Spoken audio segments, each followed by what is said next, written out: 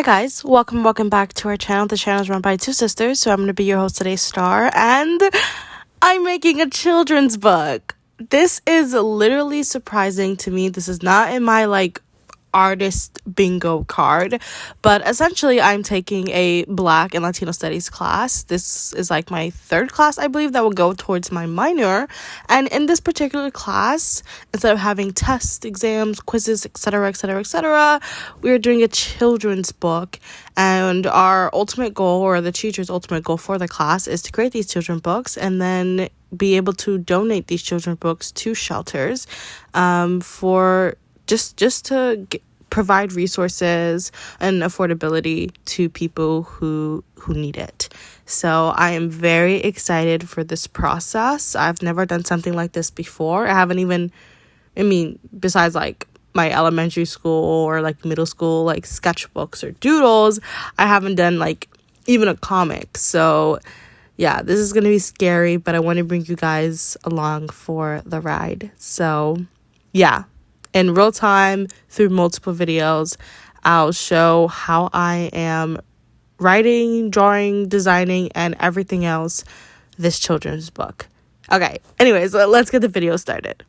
Hello guys, hi, how are we doing? I am doing okay, and I hope you guys are doing well as well. For one of my classes, I have to create a children's book that's roughly about 30 pages long. And yeah, we're starting the process and we're kind of getting the ball rolling for that. So I wanted to vlog that.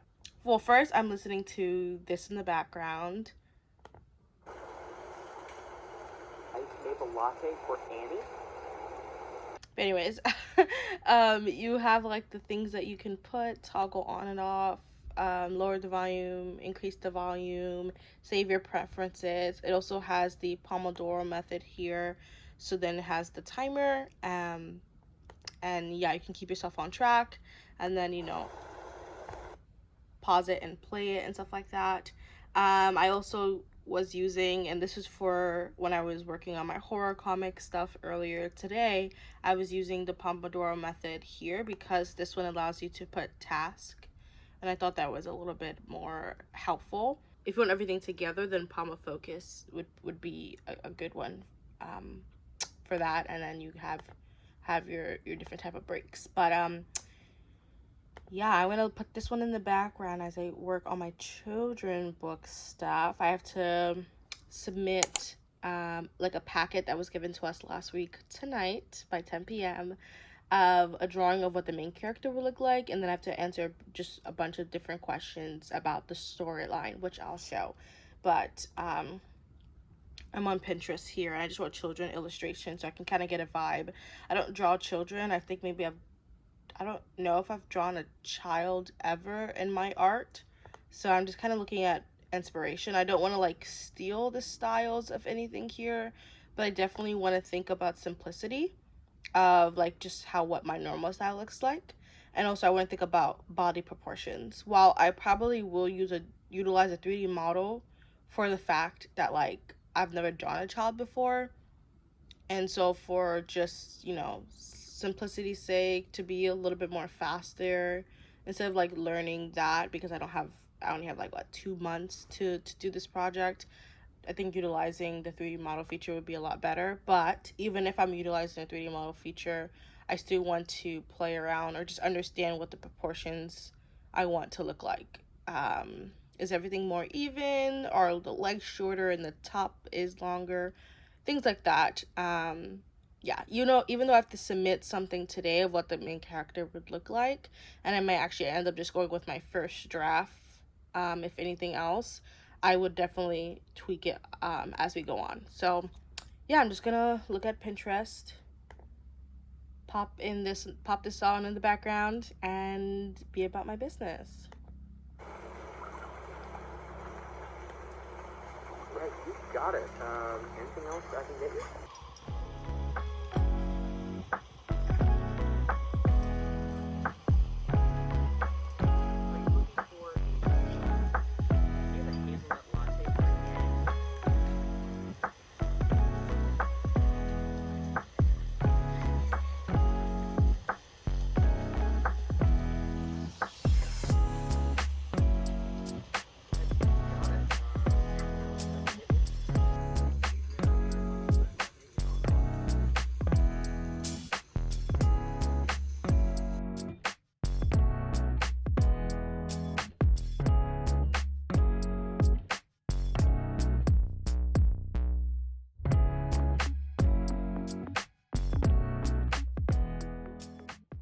So I switched over to my iPad so it would be easier to do this, but I have 63 pens.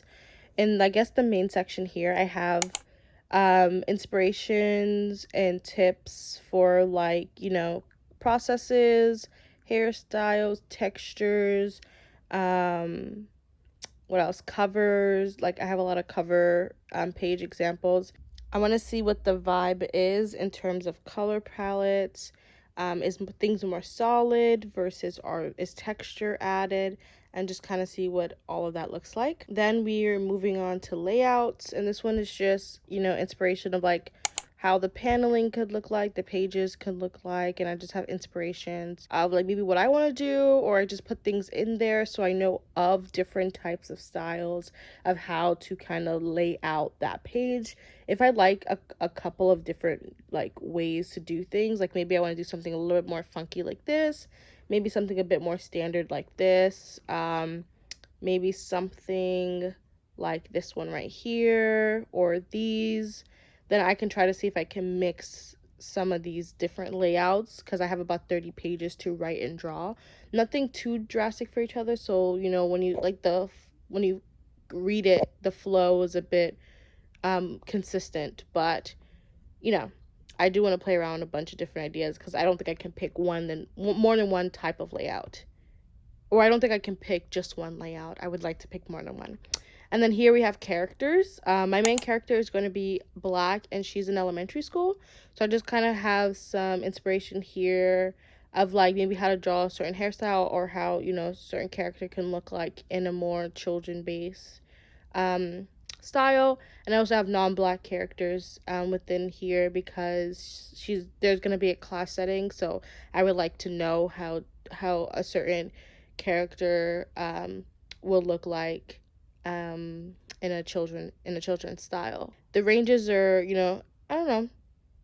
There's a bit of a distance with the range here, because if she's gonna be like a kindergartner to a first grader, then you have some sort of like these designs here where the character is a bit more smaller.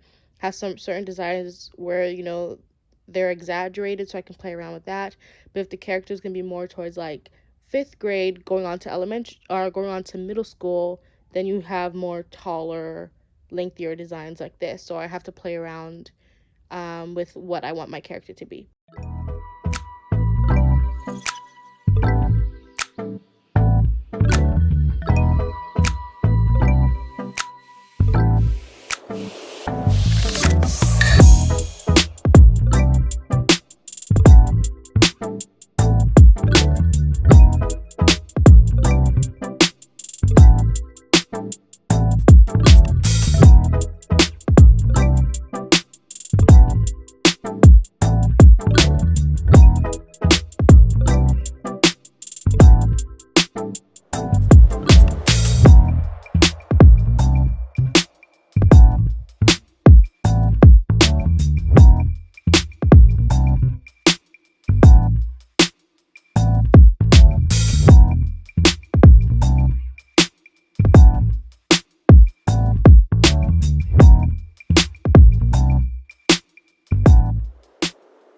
I have about 3 hours until I have to submit this piece, and then another piece for that same class where I have to make this children book for.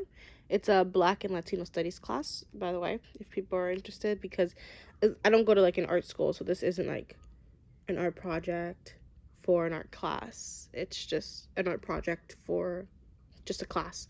Anyways, this is what I came up with for the design of the character. um I will say though, I think I fixed the facial features here a little bit to make it look like a kid.